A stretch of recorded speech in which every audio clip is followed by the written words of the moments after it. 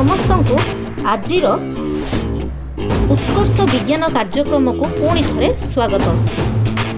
आजिर video रे आमे SLP रो दिवस 2 और 3 रो प्रसंग जहाँ रही टिश्यूर उपक्रम ताहार कार्यफर्द 2 रो क और कार्यफर्द 3 आलोचना करिबा।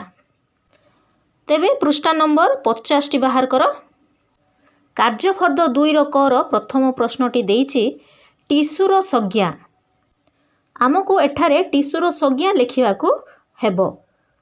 तो टिश्यू कौन? टिश्यू होउछि समजातीय कोषरु उत्पन्न और एक प्रकारर कार्य संपन्न करुथुवा कोष मानकर समाहार को टिश्यू कहा जाए। तापरे 2 नंबर क रे रहिछि गोटे कोषरु अनेक कोष डैश उपाय रे प्रस्तुत हुए। गोटे कोषरु अनेक कोष विभाजन उपाय रे प्रस्तुत होइथाय। तो शून्य स्थान जगह लेख कोष विभाजन। ख नंबर देछि आम शरीर रे सबुठारु शक्त टिश्यू डैश रे देखा जाए। शक्त टिश्यू केउठारे देखा जाए? आम शरीर रे आम शरीर सबुठारु शक्त टिश्यू होउछि दांत और अस्थि रे देखा जाय थाए। तापरे 3 नंबर को जिबा। 3 नंबर देछि सरल टिश्यूर 2टी उदाहरण। तो सरल टिश्यूर 2टी उदाहरण लेखिबा। प्रथम लेखिबो पारेनकाइमा, खरे लेखिबो कोलेनकाइमा। तापरे रहिछि जटिल टिश्यूर 2टी उदाहरण। जटिल टिश्यूर 2टी उदाहरण लेख जाइलम, खरे लेख फ्लोएम। तो नेक्स्ट जीवा क्वेश्चन नंबर 4। प्रश्न रही प्रविभाषी टिश्यूर कार्य कौन? प्रविभाजी टिश्यूर कोष गुड़िक जीवन सारा विभाजनक्षम, अर्थात ये कोष गुड़िकर विभाजन क्षमता जीवन सारा रही थाए। एगुड़िक उद्भिदर कांड और चेरर वृद्धि कराइबा संगे संगे शाखा और प्रशाखार मध्य सृष्टि करिबारे साहाय्य करिथांती। तो यार उत्तर रे आमे एतिकी लिखिबा। नेक्स्ट नंबर क्वेश्चन को जिबा। 5 नंबर क्वेश्चन स्थायी टिश्यूर कार्य कौन? तुम मैंने जानिथिबो आकार प्रकार और कार्य अनुसार स्थायी टिश्यू को 2 भाग रे विभक्त करा जायछि। गोटे होछि सरल टिश्यू आ गोटे हला जटिल टिश्यू। सरल टिश्यू 3 प्रकारर पारेनकाइमा, कोलेनकाइमा और स्केरेनकाइमा। से भली जटिल टिश्यू 2 प्रकारर, गोटे होछि जाइलम आ गोटे फ्लोएम। तो एई टिश्यू गुड़िक उद्भिद शरीर रे जल और खाद्यर परिवहन करिबारे साहाय्य करिथांती। पुणी एई स्थायी टिश्यू उद्भिद को शक्त बा दृढ़ करिथाए। ताहा सह एहा उद्भिद को यांत्रिक शक्ति जगाई थाए, जहा द्वारा उद्भिदर पत्र, कांड और चेर इत्यादि विभिन्न दिग को बंकाई पारंती और सहजरे भांगंती नहीं। तापरे नेक्स्ट क्वेश्चन को जिबा। 6 नंबर क्वेश्चन देइछि। प्रश्न देइछि प्राणी रे केउ टिश्यूर आदौ विभाजन जीवन काल रे हुए नहीं? मने रखियो पिला माने, प्राणी रे स्नायु टिश्यू रो आदौ विभाजन जीवन काल रे होई न थाए। तेणु यार उत्तर होउछि स्नायु टिश्यू। नेक्स्ट प्रश्न को जिबा। क्वेश्चन नंबर 7 केउ टिश्यू चिन्ह और लेख। तले 2टी चित्र दिया जायछि। तो प्रथम चित्रटी होउछि मांसपेशीय टिश्यू, द्वितीय चित्रटी होउछि जाइलम। जाइलम रो चित्र दिया जायछि। ता तले जाइलम लिखि दियो। वर्तमान नेक्स्ट पेज बाहर करो।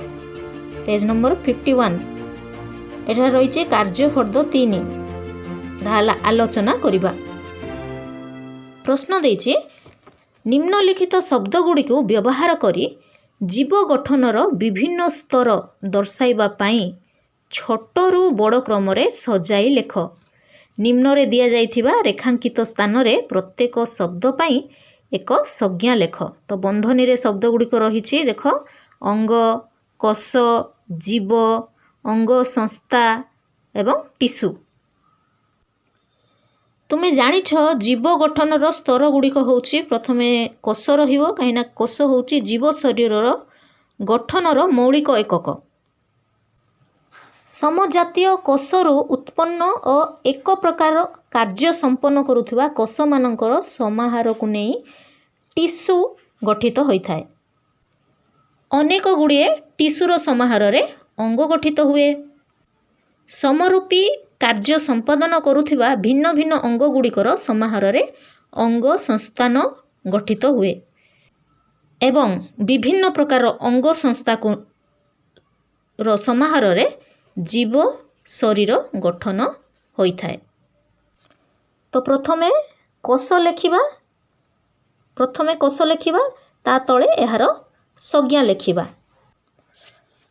तो जीव शरीरर गाठनिक एवं क्रियात्मक एकक को कोष कहा जाए। सेठारे लेखि दियो संज्ञा स्थान रे लेखि दियो एटा।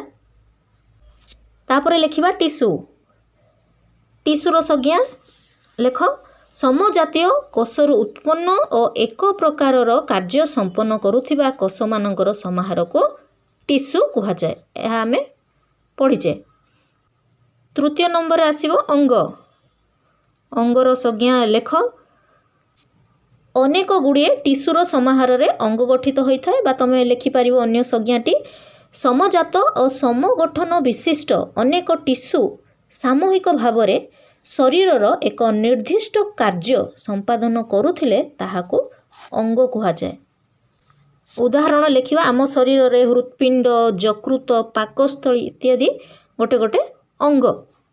से भली उद्भिद शरीरर विभिन्न अंग गुड़िक होउछि पत्र कांड चेर इत्यादि। तापरे 4 नंबर लेखिबा अंग संस्था। समरूपी कार्य संपादन करुथिबा भिन्न भिन्न अंग गुड़िकर समाहार रे अंग संस्था गठित। उदाहरण परिपाक संस्थानर विभिन्न अंग जेपरिकी पाकस्थली अंतनली यकृत इत्यादि एकत्रित होई खाद्य परिपाक प्रक्रियार विभिन्न अवस्था श्रृंखलित भाव में कार्य करिथांती। सेई भली आम शरीरर अनेक अंग संस्थान रही यथा श्वसन संस्थान परिवहन संस्थान रेचन जनन इत्यादि। तापरे लेख जीव। जीवर संज्ञा लेख विभिन्न प्रकार अंग संस्थानर समाहार रे जीव शरीर गठन होइथाए। उद्भिद रे थिबा संस्थान गुड़िक प्राणी ठारू सरल एवं भिन्न। नेक्स्ट पेज को जिबा पेज नंबर 52। खरे प्रश्न दिया जाइछि ठीक उत्तर रे टिक चिन्ह दियो। 1 नंबर प्रश्न रही एक निर्दिष्ट प्रकारर अनेक कोष गुड़िक एकत्रित भाव संयुक्त होई जीव गठनर केउ स्तरटी गठन करे। एठी प्रश्न टिके भूल अछि। एक निर्दिष्ट प्रकारर अनेक कोष गुड़िक एकत्रित भावे संयुक्त होई जीव शरीरर शरीर लेखिबो शरीरर पढ़िबो केउ स्तरटी गठन करे। तो तुम माने आगु पढ़ीच जे एक निर्दिष्ट प्रकार अनेक कोष गुड़िक एकत्रित भावे संयुक्त होई टिश्यू गठन करते। 6 नंबर राइट आंसर हो। द्वितीय नंबर को जिबा 4 प्रकार मुख्य टिश्यू मध्य जो टिश्यू अंतर्भुक्त नुहे सेठी हेउची ऑप्शन गुड़े रही आच्छाद प्रबभाजी संयोजक एवं घरे मांसपेशीय। यही 4टी मध्यरु प्रबभाजी होउची उद्भिद टिश्यू बाकी सबू जहाँ रही आच्छाद संयोजक और मांसपेशी गुड़िक सब प्राणी टिश्यू। तेणु यार राइट आंसर होउची प्रबभाजी जहाँकि 4 प्रकार मुख्य टिश्यू मध्य यह अंतर्भुक्त नुहे। ख नंबरटा होउची राइट आंसर हो। टिक चिन्ह दे दियो। 3 नंबर प्रश्न को जिबा पार्श्व रे दिया जाइथिबा टिश्यूटी केउ टिश्यूर उदाहरण अटे।